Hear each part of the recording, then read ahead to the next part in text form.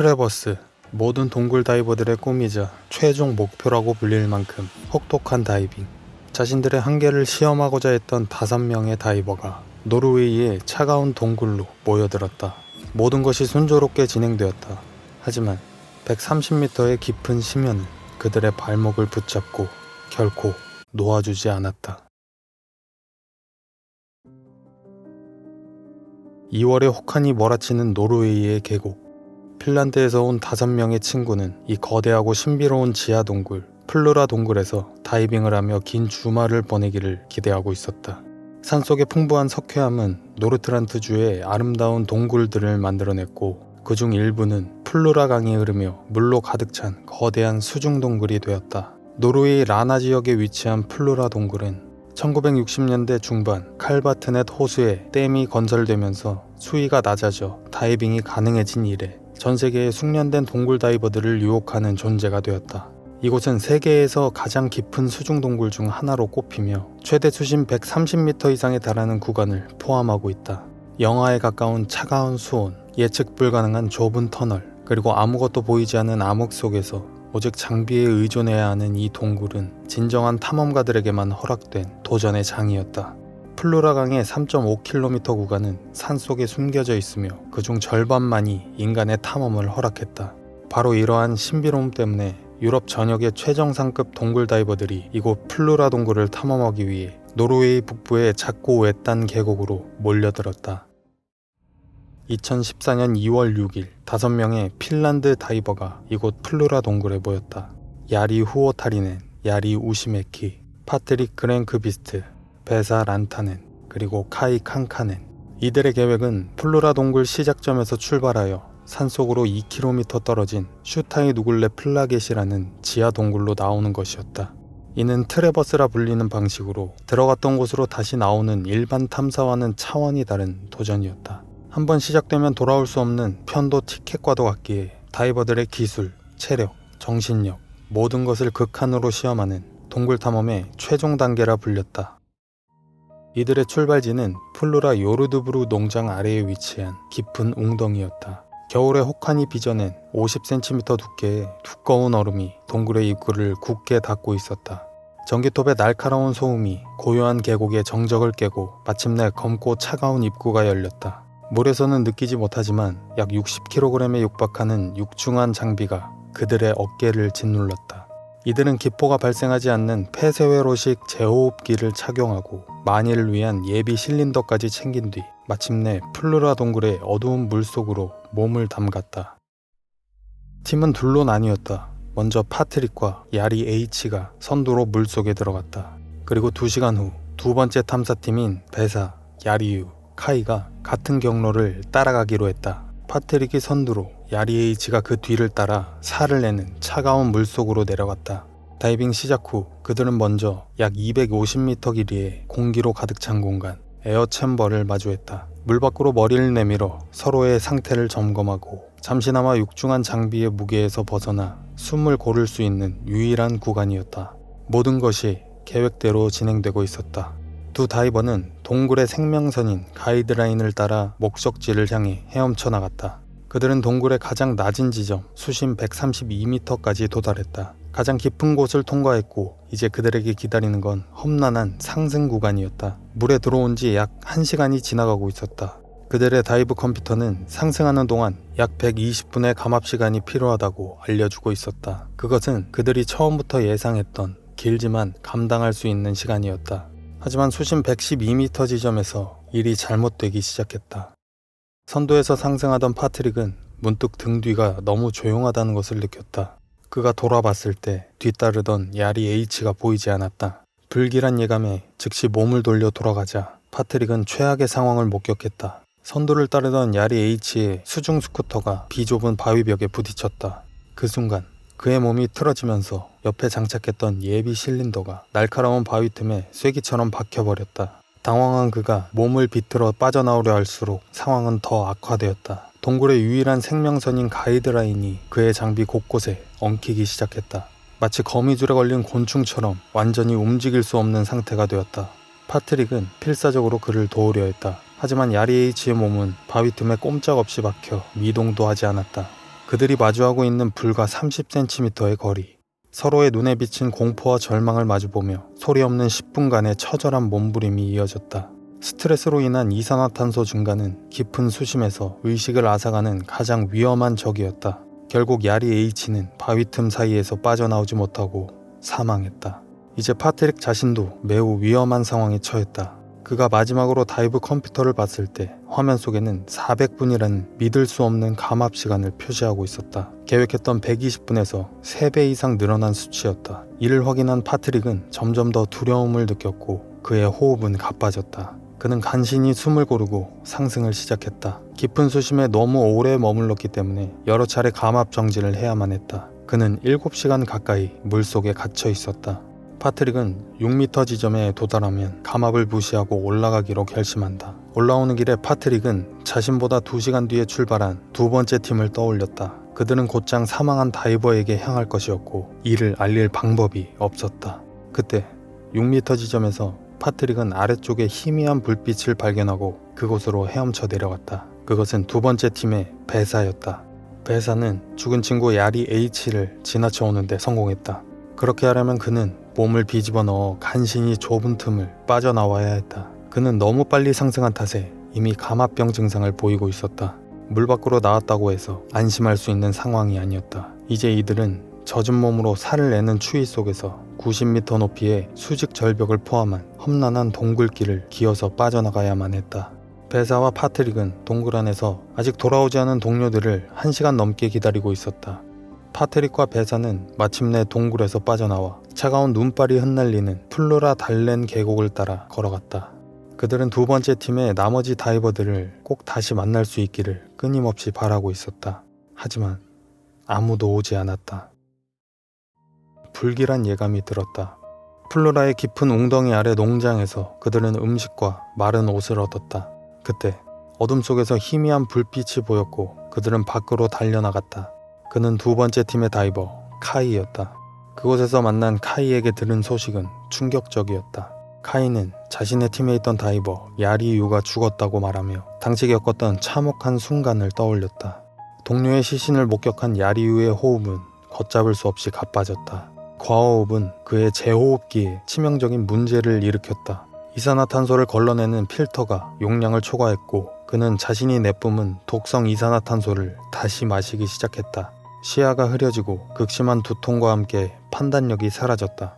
카이는 그를 도우려 했지만 이미 이성을 잃고 허우적거리던 야리유는 결국 의식의 끈을 놓아버렸다. 2명의 동료가 눈앞에서 죽음을 맞이했다. 카이는 살아 돌아가기 위해 상승 통로인 에어챔버로 가야만 했다. 절망 속에서도 그는 가장 이성적인 판단을 내린 것이다. 하지만 에어챔버에 도착했을 때 그의 마지막 희망이었던 수중 스쿠터마저 고장났다. 그는 오직 자신의 팔다리 힘만으로 수백 미터의 어둡고 차가운 동굴을 헤엄쳐 나와야 했다. 그의 머릿속에는 오직 살아야 한다는 생각뿐이었다. 카이가 마침내 수면 위로 떠올랐을 때 칠흑 같은 물속에서 보낸 시간은 무려 11시간에 달했다. 그렇게 지상에서 만난 3명의 생존자들은 서로의 생존을 확인했다는 안도감도 잠시 2명의 친구를 잃었다는 생각에 좌절했다. 생존자들은 응급헬기에 실려 트롬세 대학병원으로 이송되었다. 노르웨이 경찰은 희생자들을 수습하는 것이 일반적인 구조작업의 범위를 넘어선다고 판단했다. 노르웨이 당국은 구조작업이 너무 위험하다고 판단하여 작업을 중단했다. 그리고 플루라 동굴에 다이빙 금지 조치를 내리며 희생자들은 차가운 동굴 속에 남겨질 위기에 처했다. 허락을 받는 것보다 용서를 받는 것이 더 쉽다. 생존한 3명의 다이버와 다이버 동료들은 이 상황에 대비하여 비밀리에 자체 구조 작업을 계획했다. 구조팀은 각각의 동굴 입구에서 2번에 걸쳐 시신을 인양할 계획을 세웠다. 작전에는 핀란드인 17명과 노르웨이인 10명이 참여했다. 이 구조작전은 비밀로 유지되어야 했다. 슈타이누글레 플라겟 동굴 입구 내부에는 1000kg이 넘는 엄청난 양의 장비가 운반되었다. 또한 동굴 양쪽에서 다이빙팀이 가스 실린더를 설치했다. 총 50개의 실린더. 슈타이누글레 플라겟 동굴에 26개, 플루라 동굴에 24개를 이동 경로에 각각 배치했다. 작전의 첫 번째 임무는 동굴의 가장 깊은 곳에 갇힌 야리 후오타리넨을 수습하는 것이었다. 야리 후오타리네는 예비 실린더가 쐐기처럼 박힌 채 그대로 마치 바위의 일부가 되어 있었다. 그의 장비를 해체할 공간조차 허락되지 않는 절망적인 상황. 구조팀의 유일한 계획은 그가 나아갔던 방향의 반대쪽, 즉 그의 발을 잡아 한 번에 뒤로 끌어내는 것뿐이었다. 팀원들은 온 힘을 다해 그를 끌어당겼고 마침내 쐐기가 빠지듯 야리 후오타리넨의 시신이 바위틈에서 분리되었다. 46일 만에 비로소 야리 후오타리넨의 시신은 플루라 동굴 입구 밖으로 인양되었다. 첫날의 임무는 성공적으로 끝났다. 다음 날인 화요일, 두 번째 희생자 야리 우시메키를 구조하기 위해 3명의 다이버가 추타이 누굴레 플락의 동굴에서 내려갔다. 그들은 동굴 속에서 야리 우시메키의 시신을 발견했다. 구조팀은 먼저 시신에 엉킨 장비들을 조심스럽게 떼어내는데 성공했다. 다이버들은 최소한의 움직임으로 시신을 손상시키지 않으려 조심하며 필사적으로 헤엄쳐 나갔다. 많은 노력이 필요한 작업이었고 이들은 성공했다. 구조 작업은 모든 기대를 뛰어넘었다. 성공적으로 시신을 수습한 두 캠프는 수요일 오후에 모든 장비를 정리했다. 다음날 아침 지역경찰은 구조작전이 성공적이었고 노르웨이 당국이 친구들의 마지막 길을 책임지게 되었다. 6개월 뒤 목숨을 건 이들의 비밀 구조 활동에 대해 노르웨이 당국은 어떠한 처벌도 하지 않겠다는 결정을 내렸다. 그리고 2014년 3월 31일 플루라 동굴에 내려졌던 다이빙 금지령은 해제되었다. 이들의 목숨을 건 용기와 우정은 미지의 세계로 뛰어들기라는 다큐멘터리로 제작되어 전 세계에 알려졌다. 작전을 이끈 파트릭 그랭크 비스트는 핀란드 대통령으로부터 핀란드 백장미 훈장 1등급을 수여받았다. 그리고 살아남은 다이버들은 여전히 다이빙을 이어가고 있다. 인류의 역사가 시작된 곳 남아프리카 요하네스버그 인근에 자리한 스터크폰테인 동굴. 그 안에는 세상 밖으로 드러나지 않은 수중 동굴이 존재한다. 호기심 하나로 그곳에 발을 들인 그는 암흑 속에 갇혀 비명을 내질렀다. 하지만 처절한 외침은 그 누구에게도 닿지 않았다. 한순간의 선택이 그에게 가져다준 대가를 그는 상상조차 하지 못했다. 남아프리카 공화국 요하네스버그에서 북서쪽으로 약 40km 떨어진 곳에 위치한 스터크폰테인 동굴. 이곳은 수천만 년 전 인류의 흔적들이 고스란히 보존된 곳이었다. 미세스 플레스, 리틀풋 화석 등 수많은 초기 인류의 뼈와 도구들이 바로 이곳에서 발견됐다. 석회암으로 이루어진 이 거대한 지하 미궁의 내부는 아직도 발길이 닿지 않은 미지의 수중 통로들이 마치 거미줄처럼 엮여 있었고 그 깊이를 가늠할 수 없는 심연은 수많은 동굴 다이버들의 입맛을 다시게 했다.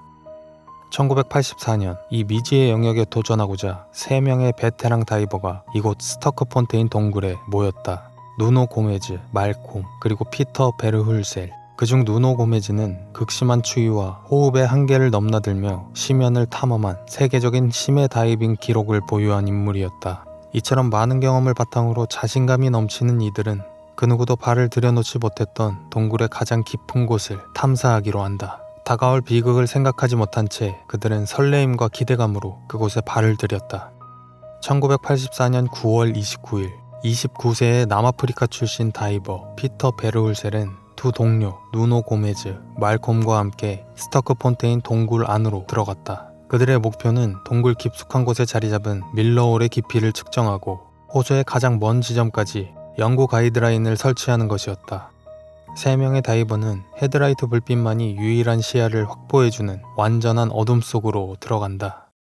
이들은 밀러호수 입구부터 좁은 통로를 지나 터널 끝에 있는 폭 1m, 길이 약 3m에 달하는 작은 에어포켓까지 약 120m 거리에 조심스럽게 가이드라인을 설치하며 미지의 공간을 탐색한다. 누노와 말콤은 그동안의 경험을 바탕으로 능숙하게 움직이는 반면 피터는 다이빙 팀에서 비교적 경험이 부족했고 이로 인해 조금은 불안정한 모습을 보였다. 이제는 다시 시작점으로 돌아갈 시간. 수심 4m 정도의 상대적으로 얕은 터널을 따라 설치된 가이드라인만 따라가면 어렵지 않은 길이었다. 헤드라이트와 같은 인공적인 빛이 없으면 아무것도 보이지 않는 환경이었기에 팀원들은 가이드라인에 의지해야 했다. 절대 놓치지 말아야 한다. 선도에서 헤엄치던 누노 고메즈는 틈틈이 팀원들의 상태를 확인한다. 뒤따라오던 말콤의 모습이 보인다. 그런데 피터의 모습이 보이지 않는다. 상황을 파악한 팀원들은 왔던 길을 되돌아 피터를 찾는다. 가이드라인을 설치한 메인 통로 이외에도 이곳에는 수많은 수중 통로들이 거미줄처럼 엮여 있다. 그중 한 통로에서 희미한 빛이 비추는 것을 목격했고 노노와 말콤은 그곳에서 사라진 피터를 발견한다. 위험한 행동이었다. 노노 고메즈는 피터에게 주의를 주고 다시 가이드라인으로 돌아간다. 하지만 피터는 호기심에 자꾸만 가이드라인이 연결된 통로가 아닌 수없이 갈라진 수중 통로들에 관심을 보였다. 그들이 처음 가이드라인 끝에 있었던 에어포켓에 도착했을 때 수천만 년 전 인류의 조상들이 서 있었을지도 모르는 이곳에 자신들이 처음으로 서 있는 인간일 수 있다는 짧은 대화는 세 남자가 나눈 마지막 대화였다. 이는 피터를 흥분시켰고 탐험가 정신을 고취시킨 것이었다. 그들이 다시 출구로 향하던 중 누노 고메즈는 뒤따라오던 말콤으로부터 핀이 당겨지는 느낌을 받았고 말콤으로부터 피터가 또다시 사라졌다는 신호를 받았다. 이번에도 피터는 강한 호기심으로 인해 가이드라인을 벗어나 좁은 수로에서 발견됐고 누노는 이번엔 더욱 강력하게 주의를 준다. 또다시 가이드라인을 따라 침착하게 헤엄쳐 나가던 세 다이버. 잠시 뒤 메인 터널을 나가기 위한 좁은 통로에 도착했을 때 피터는 모습을 보이지 않았다. 두 다이버는 헤드라이트를 사방으로 비추며 또 한 번 피터를 찾는다. 누노는 한 달 전 이곳 스토커 폰테인 동굴에서 2번의 다이빙을 성공적으로 마친 경험이 있었기 때문에 가이드라인 밖에 있는 자신이 알고 있는 옆 통로들을 살펴보며 피터의 헤드라이트 불빛을 찾으려 했지만 이번엔 어디에서도 찾을 수 없었다. 가이드라인을 이탈한 피터는 강한 호기심과 모험심에 이끌려 더욱 깊은 곳으로 향했다. 누노와 말콤은 4시간 동안 가이드라인 경로를 따라 샅샅이 수색했다. 공기 탱크가 바닥이 날 때까지 여러 차례 이동한 탓에 실트가 휘저어지며 시야는 점점 줄어들었다. 결국 시간이 다 되었음을 느끼고 그들은 출구로 향할 수밖에 없었다. 피터는 가이드라인 밖에 있는 신비로운 통로들을 하나하나 지나면서 그곳을 탐험해보고 싶은 유혹에 휩싸인다. 곧 피터는 방향을 틀어 새로운 통로로 빠르게 나아갔다. 칠흑 같은 어둠 속으로 가득 차 있는 이곳에서는 단순한 길조차도 찾기 힘든 미로처럼 느껴졌다. 오직 손전등 빛에만 의존하여 아주 작은 부분만을 비추며 나아갔기 때문에 그곳으로 가는 건 쉬웠지만 어떤 길을 지나왔는지는 전혀 알 수 없었다. 그가 다시 돌아가지 않으려고 한 건 아니었다. 이미 방향 감각을 상실한 상태였다. 좁은 통로들을 지나면서 바닥과 통로에 가라앉아 있던 실트가 휘저어져 시야는 더욱 흐려졌다. 그는 물속에서 가이드라인을 찾기 위해 필사적으로 움직이기 시작했다. 그러던 와중 비좁은 통로로 보이는 곳 너머로 수면이 보였고 작은 에어포켓이 있다는 것을 확인했다. 서둘러 그곳으로 올라갔다. 그는 살 수 있다는 안도감을 느꼈다. 이제 그가 할 수 있는 것은 그 작은 에어포켓에서 동료들이 자신을 찾아주기만을 기다리는 것뿐이었다. 피터는 손전등으로 그 좁은 공간을 둘러봤다. 그 안에는 몇 개의 좁은 통로가 있었지만 당장은 동료의 구조를 기다리는 수밖에 없었다. 그는 혹시라도 근처에 자신을 찾고 있을 누노와 말콤에게 신호를 보내기 위해 물속으로 손전등 빛을 비췄다. 하지만 어떠한 소리도 없었고 수면의 흔들림 또한 없었다. 그렇게 시간이 지나면서 손전등의 배터리는 점점 줄어들었다. 그는 결국 배터리를 아끼기 위해 불을 껐고 암흑 속에서 점점 불안감에 휩싸인다. 그의 공기 탱크는 다시 출구로 나갈 만큼 충분했다. 출구까지의 길을 정확히 안다면 말이다. 배터리 잔량은 얼마 남지 않았고 출구를 찾다가 또다시 길을 잃는 위험을 감수할 필요는 없었다. 시간이 얼마나 흘렀는지조차 파악할 수 없는 상황 속에서 시간은 흘러갔고 피터는 생각했다. 누노와 말콤은 이미 공기 탱크 잔량이 바닥났을 것이고 자신을 찾기 위해 다시 재정비하여 돌아올 것이라고. 피터는 자신의 존재를 알리기 위해 공기 탱크로 바위를 내리치고 물속으로 계속해서 불빛을 비췄다. 그가 움직임을 멈췄을 때 그 안은 고요한 정적만 흘렀다. 체력을 모두 소진한 피터는 잠이 들었다. 몇 시간이 지났는지 알 수도 없는 채로 잠에서 깨어난 피터는 아무것도 보이지 않은 채 힘없이 앉아 있었다. 시간의 기준도 사라진 채였다. 하지만 식수는 충분히 가지고 있었기에 생존에는 문제가 없었다. 얼마나 오래 기다려야 할까? 피터의 불안감은 점점 심해졌다. 그리고 오랜 시간이 지난 이 시점에서 혹여나 동료들이 자신이 익사했다고 판단했을 수도 있다는 생각을 했다. 상상만 해도 끔찍한 생각이었다. 그가 위치한 곳은 출구와는 그리 멀지 않은 곳이었고 그곳까지 갈 수 있는 공기 탱크의 양은 충분했다. 하지만 실트가 휘저어져서 아무것도 보이지 않는 물속, 그리고 중요한 것은 출구까지 가는 길을 모른다는 것이었다. 그렇기에 다시 물속으로 들어가는 것은 도박과도 같았다. 그 좁은 공간에서 홀로 어둠 속에 갇혀있던 피터는 온전한 정신을 유지할 수 없었다. 그의 악몽은 계속됐다. 이곳에서 시간이 얼마나 흘렀는지도 모르는 상태에서 배고픔과 환각 증세는 극심해졌다. 정신적, 신체적으로 나약해진 피터는 동료의 주의에도 불구하고 자신이 가이드라인을 벗어난 선택과 출구를 찾으려는 시도를 하지 않았다는 선택을 후회했을 것이다. 그의 눈꺼풀은 점점 무거워졌고 이내 바닥에 힘없이 쓰러졌다. 한편 피터가 사라지고 4시간의 수색을 마치고 동굴 밖으로 나온 누노와 말콤은 늦은 오후 구조대에게 도움을 요청했다. 하지만 당시 구조대는 동굴 다이빙에 대한 전문 지식이 부족해 동굴에 진입하는 데 어려움을 겪었다. 누노는 구조를 위해 자신의 동료 다이버에게 연락하여 도움을 요청했고 그 둘은 새 공기통을 장착하고 다시 피터를 찾으러 나섰다. 끊임없는 수색에도 피터의 모습은 보이지 않았다. 누노와 동료 다이버는 체력을 모두 소진했고 저체온증에 시달렸다. 이후 구조대가 수색을 인계받아 밤새도록 수색을 진행했지만 흙탕물이 된 물속에서 시야는 완전히 차단됐다. 이때부터 경찰 구조대 이외에는 누구도 이 동굴을 들어가지 못하도록 폐쇄했다. 이는 추가적인 다이빙 사고를 막기 위함이었다. 그렇게 경찰 구조대의 6주간 수색이 이어졌지만 아무런 결과 없이 결국 수색은 중단됐고 이제는 살아있는 피터가 아닌 시신을 수습하기 위해 그곳으로 들어가야 했다. 물에 잠긴 호수를 통해 수색을 이어갈 수 없었던 상황에 수색팀은 동굴과 수면이 이어지는 지점을 찾기 시작했다. 누노 고메즈는 이 수색팀에 합류했고 몇 시간 뒤 수면과 연결되는 작은 통로들을 발견하게 된다. 이 발견으로 인해 수색팀은 희망을 가지기 시작했다. 그리고 여러 통로 중 한 곳에서 물가에 잠들어 있는 피터를 발견한다. 그들의 예상과는 다르게 피터는 익사하지 않았다. 쇠약해진 피터의 몸무게는 약 20kg 줄어있는 상태였다. 자신을 찾아줄 동료를 기다리던 피터는 그곳에 영원히 잠들어 깨어나지 못했다. 피터가 그곳에서 무엇을 했는지는 알 수 없었지만 현장에서 발견된 부서져버린 공기탱크와 손전등은 피터의 처절한 시간들을 보여줬다. 피터가 머무르고 있던 장소가 밝혀지고 더 안타까웠던 사실은 수색을 하던 한 다이버가 피터가 있었던 곳에서 불과 30m 떨어진 곳까지 다가갔던 것이다. 만약 피터가 출구를 찾기 위해 물속으로 뛰어들었다면 혹시 만날 수 있었을까? 피터의 부검 결과 그는 무려 3주 이상 그곳에서 외로움과 굶주림을 이겨내지 못한 채 아사한 것으로 밝혀졌다. 호기심으로 인한 단 한 번의 선택이 그에게 가져다준 대가는 너무 컸다. 피터를 발견한 현장에는 자신의 죽음을 암시하는 듯한 외로운 마지막 메시지가 남겨져 있었다.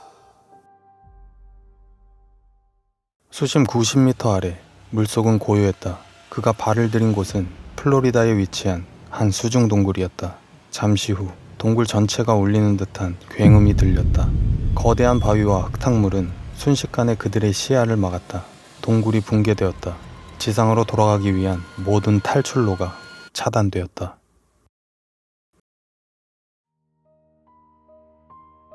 미국 플로리다주에는 텔러헤시에서 멕시코만까지 광활하게 뻗어있는 독특한 지형이 존재했다.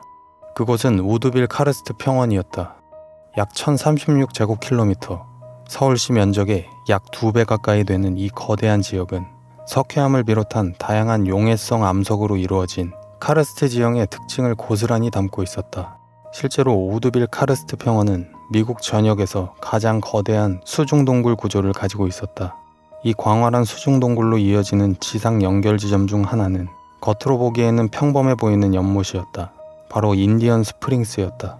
플로리다주 와쿨라 카운티에 자리한 이 연못은 최소 91m 깊이와 최소 3km 길이에 달하는 인디언 스프링스 동굴로 향하는 입구였다. 동굴 내부는 복잡하고 예측 불가능한 구조였다. 특히 스쿼스 레스트릭션으로 알려진 구간은 동굴이 급격히 좁아지는 지점이었다. 이곳은 단 한 명의 다이버와 그의 장비만이 겨우 통과할 수 있을 정도로 좁은 통로였다. 다행히 인디언 스프링스 동굴은 워낙 많은 다이버들이 찾는 곳이었기에 거의 전체 길이에 걸쳐 영구적인 가이드라인이 설치되어 있었다. 이 라인들은 시야가 좋지 않은 상황에서도 다이버들이 길을 잃지 않고 안전하게 동굴을 탐색할 수 있도록 돕는 생명줄과도 같았다. 일반적인 레크레이션 다이빙은 정해진 수심과 시간에 맞춰 안전하게 즐기는 활동이었다. 하지만 인디언 스프링스 동굴과 같은 심해 동굴 탐사는 차원이 다른 영역에 속했다. 그것은 바로 테크니컬 다이빙이었다. 테크니컬 다이빙은 일반적인 다이빙의 한계를 넘어서는 깊이와 시간, 그리고 복잡하고 위험한 환경에서 이루어지는 다이빙을 의미했다. 이는 특수 장비, 다양한 기체 혼합물, 그리고 상상을 초월하는 고도의 훈련을 필수적으로 요구했다. 이처럼 극한의 환경 속에서 생존하기 위해 다이버들은 일반 공기 대신 특수 기체를 사용했다. 특히 깊은 수심에서 다이버들이 직면하는 위험 중 하나인 질소 마취 위험을 줄이기 위해 그들은 트라이믹스라는 특수 기체 혼합물을 사용했다. 트라이믹스는 산소, 헬륨, 질소를 특정 비율로 혼합한 기체였다. 헬륨을 첨가하는 것은 깊은 수심에서 호흡 부담을 줄여주며 질소 마취 현상을 완화하는 중요한 역할을 했다. 질소 마취는 판단력을 흐리게 하고 방향 감각을 상실하게 만들어 치명적인 결과를 초래할 수 있었기 때문에 트라이믹스는 심해 동굴 다이버들에게는 필수적이었다. 1991년 11월 17일 플로리다의 인디언 스프링스 동굴 입구로 세계 최고의 동굴 다이버들이 모였다. 이들은 우드빌 카레스트 평원 프로젝트라는 탐사팀 소속이었다. WKPP라고 불리는 이 탐사팀은 당시 가장 조직적이고 정교하며 숙련된 동굴 잠수부들로 구성되어 있었다. 이번 다이빙은 거의 2년 전부터 치밀하게 계획되었으며 드러나지 않은 새로운 통로를 찾아 인디언 스프링스 동굴 안의 미개척지를 탐사할 예정이었다. 이날 다이빙에 참여한 핵심 멤버들은 동굴 탐사의 최전선에서 활약해온 베테랑 다이버들이었다. 탐사 리더 중 한 명인 파커 터너는 팀원들에게 임무를 부여하며 전체적인 작전을 지휘했다. 그리고 그의 파트너는 빌 개빈이었다. 이들은 단순한 개인 역량뿐만 아니라 팀워크를 통해 완벽하게 하나가 되어 움직였다. 이번 탐사는 동굴 내부로 직접 진입할 세 팀이 물속에서 각자의 임무를 수행하도록 구성되었다. 이처럼 각자의 역할이 명확하게 분담된 정교한 팀 구성은 극한의 환경에서의 효율적인 작전 수행을 가능하게 했다. 만반의 준비를 마친 그들은 마침내 인디언 스프링스 동굴에 몸을 담는다. 차가운 물속은 체온을 급격히 빼앗았고 다이버들은 91m 깊이에서 동굴이 주는 압도적인 무게를 온몸으로 느끼기 시작했다. 계획대로 세 팀은 순서대로 움직였다. 첫 번째 팀은 동굴 입구에서 일정 지점까지 가스 탱크를 설치하며 경로를 확보했다. 이어 두 번째 팀인 조지 어빙과 그의 파트너가 좁은 스쿼스 레스트릭션을 통과하며 계획했던 추가 가스통을 배치하는 핵심적인 역할을 수행했다. 이 과정은 약 60m 길이의 터널을 통과하는 일이었다. 이들이 임무를 완수하고 무사히 복귀한 후 이제 동굴 탐사의 마지막이자 가장 깊은 구간을 담당할 파커 터너와 빌 개빈이 그곳으로 진입할 차례였다. 파커와 빌은 미리 설치된 가이드라인을 따라 동굴 깊숙이 나아갔다. 그들이 본격적으로 시작 지점까지 이동하는 데는 약 40분이 소요되었다. 그러던 와중 파커는 수중 스쿠터의 추진력이 약해지고 있다는 신호를 보냈다. 빌은 탐사를 계속하기 위해 자신과 파커를 스쿠터에 연결한 후 남은 동력을 이용해 더 깊은 곳으로 향했다. 빌과 파커는 구불구불한 터널을 통과하는 긴 횡단을 거쳐 와쿨라 룸이라는 거대한 방에 성공적으로 도착했다. 이곳에서 약 90m 깊이에서 20분 동안 탐사를 이어갔다. 산소와 질소 혼합물에서 산소, 헬륨, 질소의 3중 혼합기체인 트라이믹스 1444로 호흡기체를 전환했고 마지막으로 모든 장비와 공기 탱크, 기체 탱크를 꼼꼼히 확인했다. 모든 것이 완벽하게 진행되고 있었다. 다이빙 시작 후 약 1시간이 지나갈 때쯤 그들은 탐사를 마치고 복귀하기로 한다. 그들은 어둠 속에서 조심스럽게 입구 쪽으로 향했다. 마침내 그들은 표시해둔 뚜렷한 화살표 지점에 도착했다. 그 화살표 지점에 도달하는 시점이 다이빙 시작 후 약 105분쯤 될 것이라 예상했기에 예정대로 완벽하게 진행된 것이었다. 하지만 계속 나아갈수록 시야는 점점 더 나빠졌다. 결국 시야가 너무 나빠진 탓에 가이드라인을 따라 이동해야 했다. 바로 그때 갑자기 귀를 찢는 듯한 거대한 굉음이 동굴 전체를 울렸다. 동굴의 벽 일부가 붕괴되며 거대한 바위와 흙탕물이 솟구쳐 올랐다. 순식간에 그들의 시야는 흙탕물로 가득 차 아무것도 보이지 않았다. 시야는 30cm 앞도 보이지 않는 최악의 상황이었다. 빌과 파커는 필사적으로 흙탕물 속에서 길을 찾으려 했지만 가이드라인조차 모래와 진흙 속에 파묻혀 사라졌다. 동굴을 통과하는 유일한 출구는 모래, 진흙, 그리고 바위로 완전히 막혀 있었다. 파커는 절망적인 상황 속에서 슬레이트를 집어들고 무언가를 적어 빌에게 건넸다. 빌 또한 슬레이트로 파커와 소통한 뒤 다시 샅샅이 수색하기 시작했다. 그는 파커와 함께 탈출을 시도했지만 한 치 앞도 보이지 않는 흙탕물 속에서 파커를 시야 밖으로 놓치고 만다. 빌은 홀로 출구를 찾기 위해 필사적으로 움직였다. 약 90m를 헤엄쳐간 뒤에야 파묻힌 가이드라인을 다시 찾을 수 있었다. 하지만 가이드라인조차 흙탕물 때문에 거의 보이지 않았고 손으로 바닥을 더듬으며 나아가야 했다. 그때 제한구역 근처에서 물속에 떠다니는 레귤레이터 하나를 발견한다. 그것은 바로 파커의 것이었다. 빌은 그 레귤레이터를 보는 순간 싸늘한 예감에 사로잡혔다. 출구가 막혀 있었다. 그들은 살아있는 채로 그곳에 매장될 위기에 처했다. 탱크의 잔량은 빠르게 소진되고 있었고 시간은 그들의 편이 아니었다. 남은 탱크의 잔량은 단 4분 분량뿐이었다. 한계에 다다른 상황 속에서 빌은 결정을 내려야만 했다. 파커를 포기하고 혼자 탈출하는 것. 그것은 생존을 위한 유일한 선택이었다. 동료를 두고 떠나야 한다는 죄책감과 공포가 그를 붙잡았지만 더 이상 지체할 시간은 없었다. 그는 필사적으로 흙탕물 속을 더듬으며 탈출로를 찾기 시작했다. 감압 정지를 무시한 채 무작정 상승하는 것은 치명적인 감압병의 위험이 있었지만 빌에게는 다른 선택지가 없었다. 그는 극한의 육체적 고통과 정신적 충격 속에서 기적적으로 수면 위로 올라왔다. 수면 위에서 그를 기다리던 지원팀이 즉시 그를 발견했고 빌은 곧바로 응급처치를 받았다. 그는 살아남았다. 하지만 그의 파트너 파커 터너는 차갑고 어두운 동굴 깊숙한 곳에 홀로 남겨졌다. 빌에게는 살아남았다는 안도감보다 파커를 두고 왔다는 고통스러운 기억이 영원히 각인될 것이었다. 그의 몸은 극심한 강압병 증상으로 고통스러워했고 정신은 동굴 속에서 겪었던 충격과 파커를 그곳에 두고 온 죄책감으로 만신창이가 되어 있었다. 그는 고압 챔버로 옮겨져 4시간 동안 감압병 치료를 받았다. 의식을 되찾은 그의 입에서 나온 이야기는 지상에 있던 모든 사람들을 얼어붙게 만들었다. 다음날 아침 대규모 구조 및 시신 수습 작전이 긴급하게 시작되었다. 동굴 다이빙 커뮤니티의 최고 전문가들이 모여 생존자 탐색 및 시신 인양이라는 극도로 위험하고 어려운 임무에 나섰다. 전날 다이빙에 참여했던 베테랑 다이버 조지 어빈과 같은 이들도 이 절박한 작전에 기꺼이 동참했다. 그러나 작전은 시작부터 난관에 부딪혔다.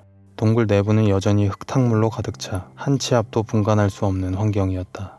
전날의 붕괴로 인해 추가 붕괴 위험이 도사리고 있었으며 무너진 암석과 흙더미가 유일한 탈출로를 완전히 막고 있어 구조대원들마저 위험에 빠뜨릴 수 있는 상황이었다. 구조팀은 여러 차례 조심스럽게 동굴 내부로 진입을 시도했다. 조지 어비는 상황을 확인하려 했다. 그들은 붕괴 지점을 지나 파커가 마지막으로 목격된 지점까지 도달하려 애썼다. 조지의 파트너는 약 2분 후 다시 수면으로 올라와 파커의 탱크가 가이드라인에 걸려있는 것을 보고했다. 하지만 끈질긴 노력에도 불구하고 파커의 시신을 발견하는데 어려움을 겪었다. 흙탕물 속에서 그의 위치를 정확히 파악하는 것은 불가능에 가까웠다. 하지만 이대로 파커를 포기할 수만은 없었다. 지역경찰 소속 다이버들은 특별한 장비와 고도로 훈련된 대원들을 동원해 다시 동굴 속으로 향한다. 엄청난 위험을 극복한 끝에 마침내 파커 터너의 시신을 성공적으로 인양한다. 아이러니하게도 지역경찰에게 잠수 기술과 시신 수습 방법을 가르친 사람은 바로 파커였다. 수중동굴 붕괴는 역사상 유례없는 미스테리였다. 지진이나 인위적인 폭파로 인한 가설은 모두 기각되었고 수십 년간 풀리지 않던 원인은 2010년에야 새로운 이론으로 밝혀진다. 플로리다 주립대학교 도론 노프 교수팀은 다이버들이 내쉰 호흡으로 인해 동굴 안에 갇혀있던 공기들을 지속적으로 진동시켜 강한 흔들림을 유발했고 그 진동으로 인해 동굴벽에 미세한 균열을 일으키고 약하게 만들어 결국 내부의 통로가 무너졌다는 동굴 공명 이론을 제시했다. 이 파동이 동굴의 벽을 약화시키고 결국 붕괴를 초래했다는 섬뜩한 결론이자 이 동굴 붕괴 사고의 가장 유력한 원인으로 받아들여지고 있다. 이는 인간의 작은 숨결이 거대한 자연을 파괴할 수 있다는 충격적인 경고를 던졌다. 인디언 스프링스 동굴 사고는 수많은 다이버들에게 충격을 남겼다. 사고 이후 WKPP 팀원 중 상당수가 다이빙 활동에서 완전히 손을 뗐다. 파커의 동료이자 베테랑 다이버였던 빌 개비는 동료의 죽음이라는 죄책감에서 평생 벗어나지 못했다. 사고를 함께 겪었던 빌 개빈 그리고 함께했던 동료 조지 어빈 또한 다이빙을 중단했다. 하지만 그들은 극심한 트라우마를 겪고도 결국 다시 물속으로 돌아와 다이빙을 이어갔다. 그리고 2014년 빌 개비는 끝까지 동료의 죄책감을 안은 채 65세의 나이로 세상을 떠났다. 그 누구도 예상하지 못했다. 그들이 내신 숨 하나가 나비 효과가 되어 이토록 큰 비극을 불러올 줄은. 들판에서 우연히 발견된 작은 싱크홀 하나. 그 안에 감춰진 미지의 수중 동굴. 이는 탐험가들을 불러 모으기 충분했다. 9명의 다이버가 모였다. 설레는 마음으로 그곳에 몸을 담는다. 그때까진 아무도 몰랐다. 이곳에서 벌어질 비극적인 이야기들을 그들은 상상조차 하지 못했다.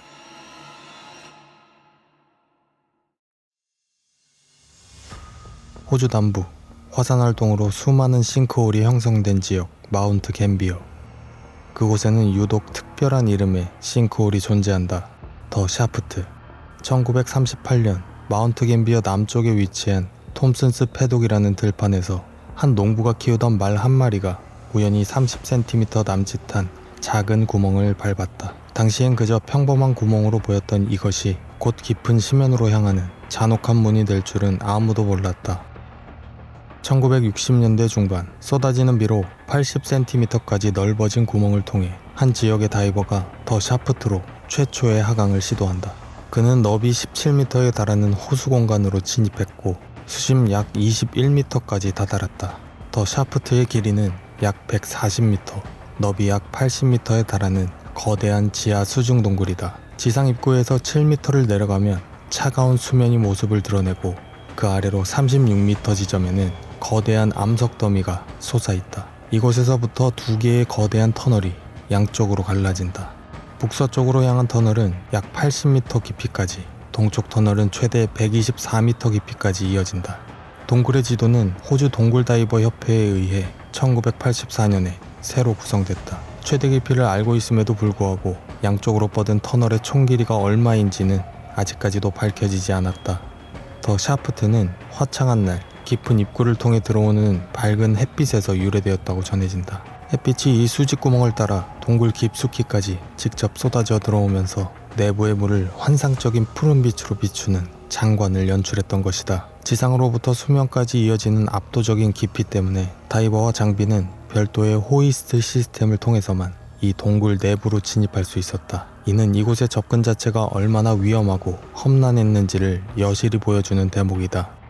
그럼에도 불구하고 사고가 발생하기 전까지 이곳에서는 무려 8,000회 이상의 다이빙이 아무런 문제 없이 이루어졌다. 사람들은 더 샤프트의 숨겨진 얼굴, 즉 치명적인 함정을 알지 못했다. 아름다운 이면에는 언제든 탐험가를 삼켜버릴 수 있는 어둠이 도사리고 있었다. 1973년 5월 26일 호주 남부 마운트 갬비어에 9명의 젊은 다이버가 모여든다. 크리스틴, 글렌, 스티븐, 존, 피터, 레리, 고든, 로버트, 그리고 조안 하퍼. 이들은 단순한 다이빙 클럽의 일원이 아니었다. 이 중 크리스틴, 글렌, 스티븐은 심해의 신비에 매료된 세 남매였고 9명의 다이버 모두 오랜 기간 다이빙 경험을 쌓아온 자신감 넘치는 베테랑 다이버들이었다. 특히 로버트 스미스는 이곳 더 샤프트에서만 무려 8번의 다이빙을 성공적으로 마쳤을 정도로 숙련된 인물이었다. 더 샤프트의 투명하고 맑은 물과 독특한 내부 구조는 이들의 도전 정신을 자극하기에 모자람이 없었다. 하지만 9번째 멤버인 조안 하퍼는 다이빙에 직접 참여하는 대신 싱크홀 옆에 남아 나머지 8명의 다이빙 장비와 따뜻한 음식을 준비하며 이들을 돕기로 한다. 그들은 이곳에 도착하기 이틀 전 더 샤프트에서 첫 다이빙을 성공적으로 마쳤다. 그들은 싱크홀 입구 바로 아래부터 약 40m 깊이의 암석 더미까지 46m 길이의 샷라인을 깔아둔다. 짧게 주변을 탐색한 후 그들은 별다른 문제 없이 수면 위로 올라온다. 이미 샷라인이 설치되어 있었기에 이들은 다음날 아침 동굴 탐험을 계속할 계획이었다. 모든 것이 순조로웠다. 아니, 그렇게 보였다. 운명의 날 5월 28일 아침 마운트 갬비어에서 다이빙 실린더를 재충전한 이들은 다시 싱크홀 앞에 선다. 자신감과 기대감에 부푼 채 그들은 거대한 지하 세계로 다시 한번 몸을 던진다. 계획대로라면 이들은 이전에 도달했던 암석 더미까지만 빠르게 하강할 예정이었다. 다이버들 사이에서 암석 더미는 이 깊이까지만은 안전하고 그 이상은 위험이 도사리는 구역이라는 암묵적인 약속이자 경계였다. 그 너머에는 빛 하나 들어오지 않는 어둡고 아무도 탐사하지 못한 미지의 영역이었다. 느슨한 진흙과 석회암 잔해가 가득했다. 그곳은 헬륨으로 희석되지 않는 호흡가스를 사용하면 질소마취 효과가 극심해지는 깊이까지 이어졌다. 질소마취란 질소 성분이 체내에 쌓여 마치 술에 취한 듯 판단력을 흐리게 하고 환각을 유발하는 현상이다. 이 위험을 그들은 알지 못했다. 혹은 애써 외면한다.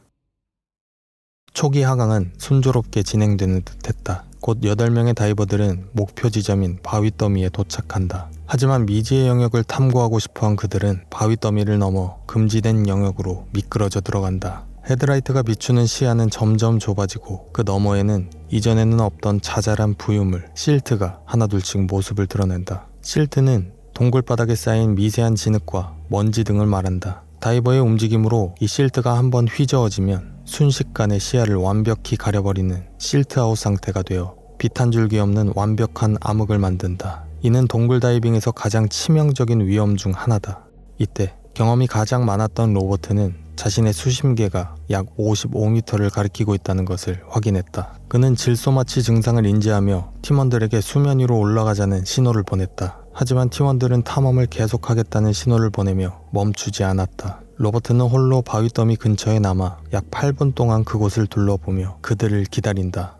얼마 지나지 않아 깊은 터널로부터 손전등 빛이 비추는 것을 목격한다. 글렌 밀롯이었다. 글렌은 자신의 공기 탱크 잔량을 확인하고 시간이 다 되었음을 직감한다. 그는 자신의 여동생인 크리스틴 밀롯의 팔을 두드리며 그녀에게도 시간이 다 되었음을 알리려 하지만 차마 그러기도 전에 혼란 속에서 선두그룹과 멀어지고 만다. 그렇게 극심한 혼란 속에서 생존자들의 필사적인 탈출이 시작된다.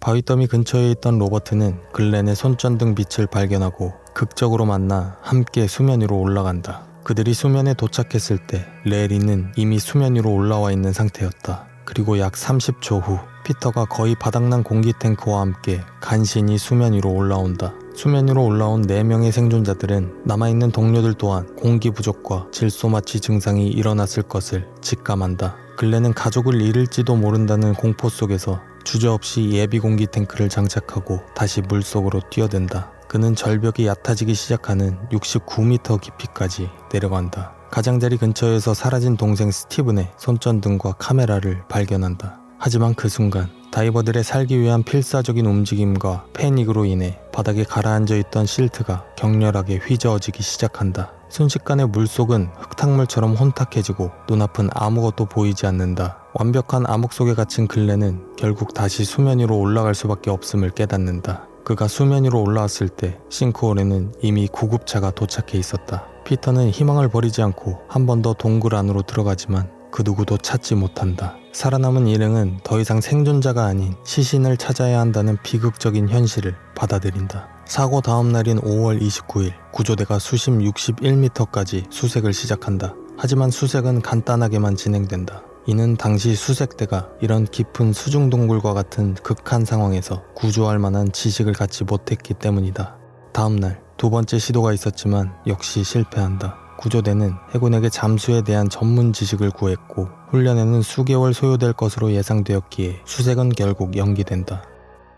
그렇게 수개월이 지난 다음해 1월 동굴 다이빙에 대한 다큐멘터리를 제작하던 방송팀이 더 샤프트의 내부 촬영을 허가받았다. 그리고 1974년 1월 22일 방송팀은 주변 지역의 다른 동굴에서 며칠간 다이빙하며 촬영했다. 이후 3명의 제작진은 더 샤프트 싱크홀 안으로 들어간다. 수심 15m까지 내려간 방송팀은 전문 조명 장비를 사용하여 주변을 마치 대낮처럼 밝히고 촬영을 시작한다. 그때 카메라를 들고 있던 팀원은 자신의 두 눈을 의심했다. 함께 내려온 2명의 제작진 그리고 또 다른 한 사람이 카메라 화면에 찍히고 있던 것. 그것은 잠수복을 입은 채 잠들어 있었던 시신이었다. 충격에 휩싸인 제작진은 조명을 끄고 급히 수면 위로 올라가 이 사실을 전한다. 다음날 아침 싱크홀에 도착한 구조대는 15m 깊이까지 다이빙하여 그곳에서 경사진 동굴 천장 아래 떠있는 시신을 발견한다. 착용하고 있던 장비와 치과 기록을 통해 신원이 밝혀진 시신은 수개월간 발견하지 못했던 스티븐 밀롯의 것이었다. 이후 3월 9일 첫 시신 발견 이후 개선된 잠수 장비를 갖춘 잠수부 팀은 다시 동굴로 진입한다. 수심 56m에서 잠수부는 등을 대고 바닥에 누워있는 시신을 발견한다. 이들은 크리스틴 밀록과 고든 로버츠였다. 그리고 4월 9일 수심 66m 지점에서 마지막으로 존 보커먼의 시신을 수습한다. 생존한 4명의 다이버들의 증언을 바탕으로 4명의 희생자들에게 당시 무슨 일이 일어났는지 파악할 수 있었다. 가장 먼저 희생된 두 사람, 크리스틴 밀록과 고든 로버츠는 바위 더미를 지나 터널 깊숙이 향하고 있었다. 공기 탱크의 잔량은 바닥을 보이고 질소 마취로 인한 패닉에 빠져 판단력은 흐려진다. 격렬한 움직임 때문에 바닥에 쌓여있던 실트가 뒤섞이며 시야를 완전히 막는다. 크리스틴과 고든은 그곳을 탈출하기 위해 곧장 위로 헤엄쳐 올라간다. 하지만 두 다이버가 향한 곳은 출구가 없는 천장 돔이었다. 레리는 그들이 손전등을 들고 필사적으로 출구를 찾는 것을 보았고 고든 로버츠가 길을 잃었다는 절망적인 신호를 보내는 것을 목격한다. 질소마취로 판단력이 흐려지고 시야가 완전히 차단된 상태에서 그들은 출구를 찾지 못했다. 결국 공기가 고갈되어 익사한다. 훗날 두 사람의 시신은 탈출하지 못한 천장 돔 아래에서 서로 엉켜있는 모습으로 발견된다. 이는 죽음이 임박했음을 알고 마지막까지 서로 껴안고 있었던 모습으로 보인다. 같은 시각 터널 깊숙한 곳에서 또 다른 비극이 벌어지고 있다. 존 보커먼은 선두에서 동굴의 가장 깊은 곳으로 계속 헤엄쳐 내려가고 있었다. 그는 심각한 질소마취 상태에 있었을 가능성이 높고 자신이 죽음으로 다가가고 있다는 사실조차 인지하지 못하고 더 깊은 곳으로 계속 헤엄쳐 나갔다. 그의 시신은 마지막으로 목격된 곳에서 약 6.1m 더 깊은 곳에 있었고 4명의 희생자 중 가장 깊은 곳에서 발견된다. 마지막 희생자 스티븐 밀롯은 생존한 다이버들이 수면 위로 올라오기 직전 그들을 따라가지 못하고 동굴 천장 아래에서 실종된다. 그의 손전등과 카메라는 이미 바위 더미 바닥 깊은 곳에서 발견되지만 그의 시신은 의외로 수심 15m에 불과한 돌출부 아래에서 발견된다. 스티븐이 수면과 비교적 가까운 곳에서 발견된 것은 입고 있던 부력조끼 때문이다. 패닉 상태에 빠진 스티븐이 산소가 바닥이 나자 부력조끼를 부풀려 수면 위로 올라가려고 했던 처절한 흔적으로 해석될 수 있다. 그렇게 더 샤프트는 4명의 다이버를 그곳에 영원히 잠들게 했다. 이 비극적인 사고는 동굴 다이빙 안전수칙의 중요성을 극명하게 드러냈다. 당시까지만 해도 동굴 다이빙에 대한 전문 지식이 부족했고 동굴 다이빙의 핵심 안전수칙인 가이드라인 미사용과 파트너 시스템을 간과한 것, 특히 질소마취의 위험성을 인지하지 못하고 미지의 영역으로 깊이 들어간 것이 치명적인 결과를 낳았다. 그날 그들은 무엇을 위해 그 금지된 영역으로 들어갔던 것일까? 빛 한 줄기 없는 심연 속에서 그들이 마지막으로 본 것은 과연 무엇이었을까?